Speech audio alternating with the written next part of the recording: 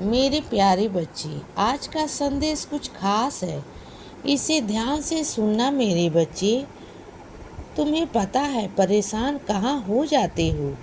तुम परेशान हो जाते हो जब तुम आसपास कभी मंदिर आते हो और मेरे मंदिर आकर जब कभी तुम मेरे बच्चों से मिलते हो, उनसे मेरे बारे में बात करते हो और बात करने के बाद जब वह अनुभव अपना बताते हैं, मेरी लीलाएं जब वह बताते हैं कि वह कैसे जुड़े हैं मुझसे, और जब वह यह बात बताते हैं कि वह क्या क्या करते हैं मेरे लिए, कैसे पूजा करते हैं, कैसे पाठ करते हैं और कैसे मेरे मंदिर तक आते हैं, तो उसके बाद तुम मायूस हो जाते हो, परेशान हो जाते हो और उस वक्त तुम्हें यह लगने लगता है कि जितना ज़्यादा वह मेरे लिए कर पा रहे हैं, जितने ज़्यादा मेरे लिए बाकी बच्चे मेरी पूजा करते हैं, मेरा पाठ करते हैं, मेरा ध्यान करते हैं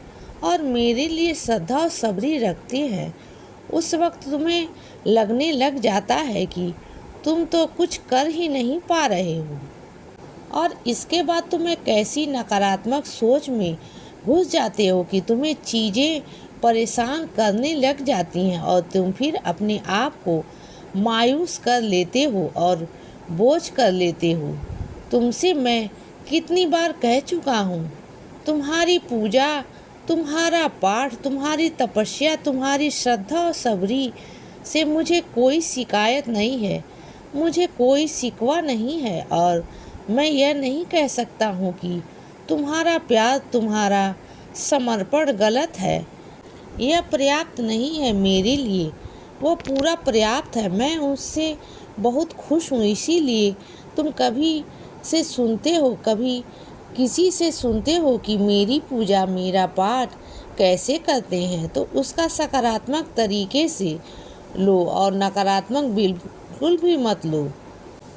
तुम जितना ज़्यादा कर सकते हो उनसे सीखो कि श्रद्धा कैसे रखनी होती है, उनसे सीखो कि सब्री कैसे रखनी होती है, उनसे सीखो कि भक्ति कैसे होती है। लेकिन खुद को ऐसे बोझ में, ऐसे मायूस करके तो नहीं ना।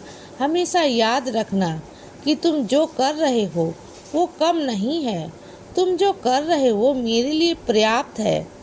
बच्चे, मैं उससे ज़्यादा तुमसे कुछ नहीं मांगता, और तुम्हें तो पता भी नहीं कि तुमने तो मुझे अपने घर का मुखिया बनाकर बिठाया हुआ है।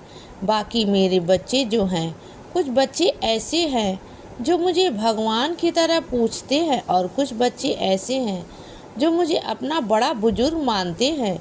लेकिन तुम्हें पता है कि तुमने मुझे अपने घर में बुलाया है, अपने घर में रखा है, कितनी श्रद्धा, कितनी भक्ति। और तुम्हें एक बात बताता हूँ, सबसे पहले मेरे बच्चे मुझे भोग लगाते हैं, मुझे सबसे पहले खिलाते हैं।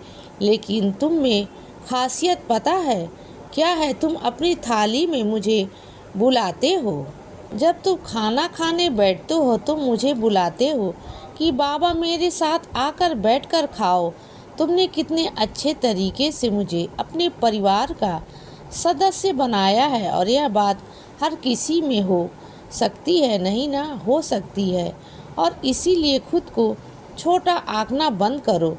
तुम मेरे छोटे नहीं हो, तुम बहुत प्यारे हो और बहुत बड़े हो मेरी नज़रों में।